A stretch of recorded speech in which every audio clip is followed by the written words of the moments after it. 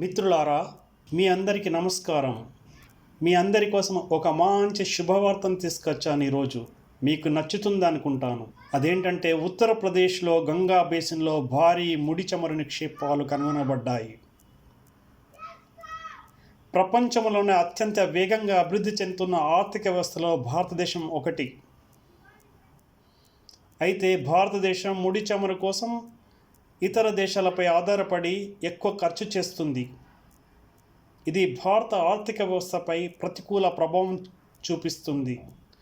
దేశ ద్రవ్యలోటును పెంచుతుంది. 2023-24 ఆర్థిక సంవత్సరంలో భారతదేశం 233 మిలియన్ టన్నుల ముడి చమురును దిగుమతి చేసుకుంది. ఇందుకోసం మనం మన బడ్జెట్లో అధిక భాగాన్ని వెచ్చించవలసి వస్తుంది. ముడి చమురు దిగుమతులను తగ్గిస్తే భారతదేశం మరింత బలమైన ఆర్థిక వ్యవస్థగా మారుతుంది. ఫిజికల్ డెఫిసిట్ అంటే భౌతిక ద్రవ్యలోటు తగ్గుతుంది మరియు ఆర్థిక వ్యవస్థ వేగవంతమైన జీడిపి రేటుతో మరింత ముందుకు కొనసాగుతుంది.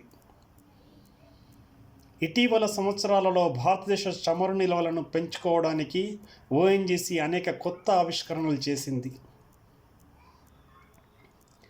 ఓఎన్జీసీ ఉత్తరప్రదేశ్లోని బలియా జిల్లాలో సాగర్పాలి గ్రామం సమీపంలో ముడి చమురు నిక్షేపాలు కనుగొంది. గంగా పరివాహక ప్రాంతంలో 3 నెలల పాటు నిర్వహించిన సర్వేలో 3000 మీటర్ల లోతులో ముడి చమురు నిక్షేపాలు ఉన్నట్లు వెల్లడించింది. ఈ ముడి చమురు నిల్వలు బలియాలోని సాగర్పాలి గ్రామం నుండి ప్రయాగ్రాజ్లోని ఫఫామా వరకు 300 కిలోమీటర్ల విస్తీర్ణంలో ఉన్నాయి. బలియాలోని సాగర్పాలి గ్రామం నివాసము ఉండే ప్రసిద్ధ స్వతంత్ర సమరయోధుడు చిత్తూ పాండే కుటుంబానికి చెందిన భూమిలో ముడి చమురు నిక్షేపాలు కనుగొనబడ్డాయి. పాండే కుటుంబం నుండి ఓఎన్జీసీ 3 సంవత్సరాల పాటు 6.5 ఎకరాలను లీజు తీసుకుంది. ఏటా 10 లక్షల రూపాయలు చెల్లిస్తుంది. అయితే ఈ ముడి చమురు నిల్వలు 3000 మీటర్ల లోతులో ఉన్నాయని ఓఎన్జీసీ అధికారులు నిర్ధారించారు. త్రవ్వకాలు జరిపి ముడి చమురును బయటికి తీసుకురావడం అంత సులభమైన పని కాదు. త్రవ్వకం పనులు అత్యంత వేగంగా జరుగుతున్నాయి. ఏప్రిల్ చివరి నాటికి పూర్తి అవకాశం కనిపిస్తుంది. చమురు దొరికితే ఓఎన్జీసీ చుట్టుపక్కల భూములను అధిక ధరకు స్వాధీనం చేసుకుంటుంది. ఇది రైతులకు ఎంతో ప్రయోజనం చేకూరుస్తుంది. ఇది విజయవంతమైతే గంగా బేసిన్లోని గుర్తించబడిన ఇతర ప్రదేశాలలో ఇలాంటి బావులను తవ్వి స్థానిక రైతుల అదృష్టాన్ని మార్చే అవకాశం ఉంది. చమురు నిల్వలు నిర్ధారించబడితే ఈ ఆవిష్కరణ బలియా పెట్రోలియం పరిశ్రమకు కీలకమైన కేంద్రం కాగలదు. ఈ ప్రాంతానికి అభివృద్ధి, ఉద్యోగాలు మరియు శ్రేయస్సు తీసుకురాగలదు.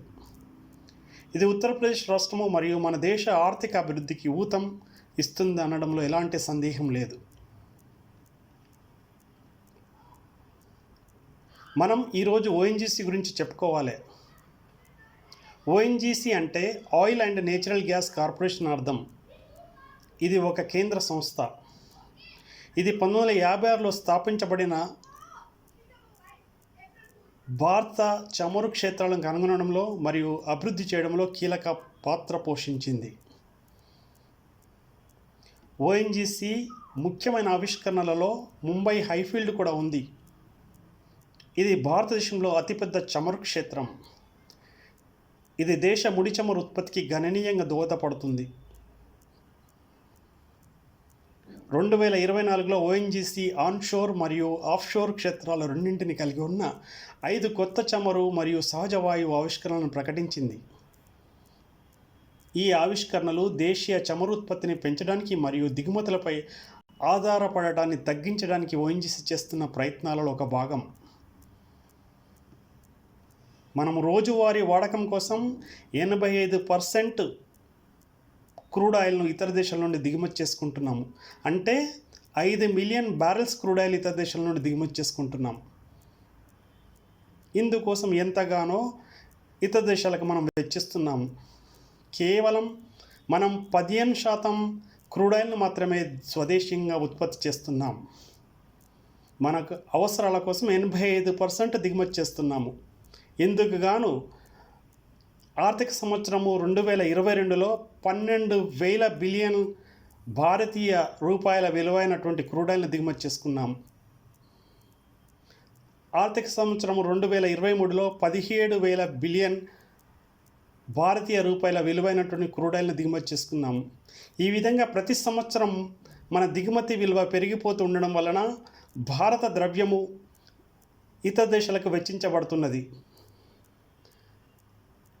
మనం మన ముడి చమురు దిగుమతిని తగ్గించి ఉత్పత్తిని పెంచి స్వయం సమృద్ధిని సాధించుకుంటే ఆర్థికంగా మరింత శక్తివంతమైన దేశంగా మరియు గ్లోబల్ పవర్గా అవతరిస్తాం.